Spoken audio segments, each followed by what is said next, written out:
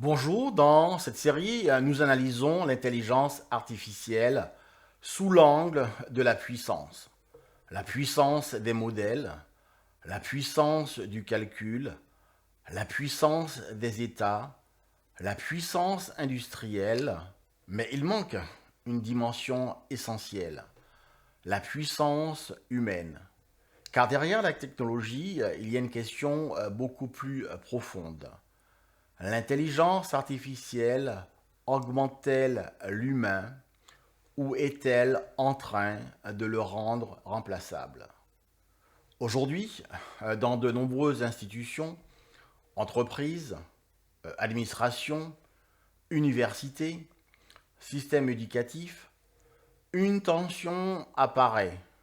On demande de l'innovation, on demande de la modernisation, on demande de l'efficacité, mais paradoxalement, l'usage visible de l'intelligence artificielle peut susciter de la méfiance.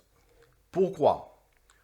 Parce que l'IA est souvent perçue comme un substitut. Une question revient régulièrement. S'il utilise l'IA, est-il encore l'auteur de ce qu'il produit? Cette question n'est pas technique, elle est culturelle. Elle touche à la notion même de travail, de création et de responsabilité. Une organisation ne cherche pas seulement un résultat, elle cherche aussi une signature, une traçabilité, un responsable identifiable et une responsabilité juridique et morale. Or, l'intelligence artificielle peut produire du texte, du code, des analyses ou des synthèses, mais elle n'assume rien. Elle ne signe pas. Elle ne répond pas devant un inspecteur. Elle ne répond pas devant un tribunal. Elle ne répond pas devant un élève. Et c'est précisément ici que la tension apparaît. L'IA produit, mais l'humain assume. Dans certains secteurs technologiques avancés, DevOps, cybersécurité, data science, finance stratégique, ne pas utiliser l'intelligence artificielle devient progressivement un handicap.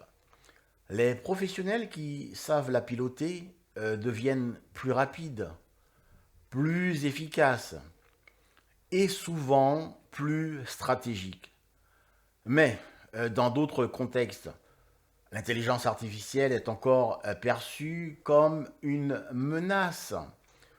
On observe donc aujourd'hui une véritable fracture culturelle. Ce n'est pas une guerre contre l'IA, c'est une période de transition. Une société qui apprend progressivement à distinguer deux choses très différentes.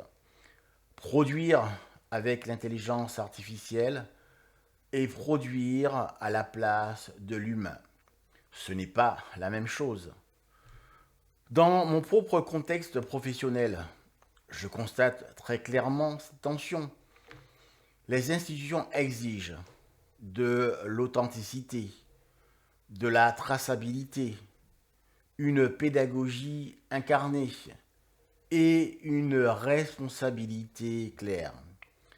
Et cette exigence est légitime car l'éducation repose sur une relation humaine. Mais ignorer l'intelligence artificielle n'est pas une solution. La question devient donc comment utiliser l'IA sans effacer la valeur humaine. La réponse est simple, mais elle est exigeante. Ne jamais déléguer le discernement. L'IA peut aider à produire.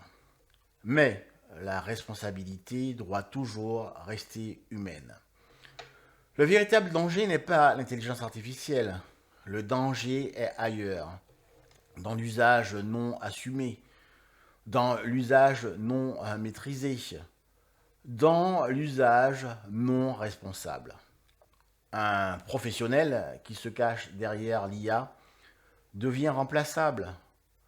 Un professionnel qui utilise l'IA comme un outil stratégique devient plus puissant. La différence tient en un seul mot, responsabilité. L'avenir ne sera probablement ni 100% humain, ni 100% intelligence artificielle. L'avenir sera un équilibre.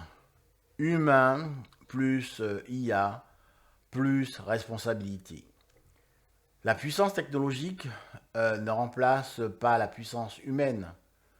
Elle la révèle, mais seulement si l'humain reste identifiable. Merci pour votre attention et nous poursuivrons cette réflexion dans le prochain décryptage stratégique.